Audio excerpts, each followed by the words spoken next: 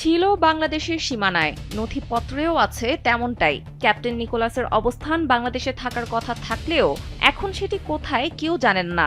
বলা চলে একরকম রহস্যজনকভাবে উধাও হয়ে গেছে বিশাল এই জাহাজ। তথ্য বলছে তরলকৃত পেট্রোলিয়াম গ্যাস এলপিজি পরিবহনকারী ট্যাঙ্কার জাহাজ ক্যাপ্টেন নিকোলাসের ওপর নিষেধাজ্ঞা আরোপ করে যুক্তরাষ্ট্র।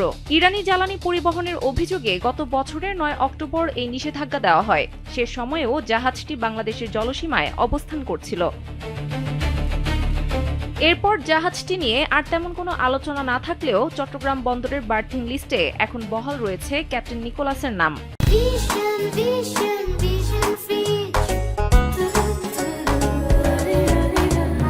এর অর্থ কাগজে কলমে জাহাজটি এখনও চট্টগ্রাম বন্দরে অবস্থানরত দেখানো হচ্ছে।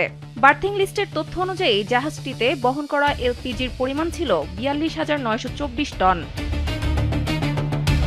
বার্থিং লিস্ট হল বন্দরে অবস্থানরত জাহাজগুলোর একটি তথ্যভিত্তিক তালিকা। সম্প্রতি এলপিজি নিয়ে সংকট তৈরি হলে তথ্য পর্যালোচনা করতে গিয়ে জানা যায় বন্দরের বার্থিং লিস্টে নাম থাকলেও জাহাজটি বাংলাদেশে নেই। কখন বাংলাদেশ ছেড়েছে সুনির্দিষ্ট কোনো তথ্যও নেই চট্টগ্রাম বন্দরের কাছে। জাহাজটির বাংলাদেশের স্থানীয় প্রতিনিধি বলছেন, তাদের অবগত না করেই গত ১৫ নভেম্বরের আগে বাংলাদেশ ত্যাগ করে জাহাজটি। বর্তমান অবস্থান সম্পর্কেও তারা জানেন না বলে গণমাধ্যমকে নিশ্চিত করা হয়। জাহাজটির পরিবাহিত গ্যাস সম্পর্কে বক্তব্য দিতে রাজি হয়নি LPG operators association of Bangladesh. জাহাজটি নিয়ে আন্তর্জাতিক অ্যাডমিরালটি আদালতে মামলা ছিল। আদালতের আদেশে জাহাজটি আটকও করা হয়। ইতোমধ্যে মামলা নিষ্পত্তি হয়ে গেছে। জানা যায় কয়েকদিন আগে জাহাজটি চলে গেছে। সানজিদা ইসলাম, কালবেলা।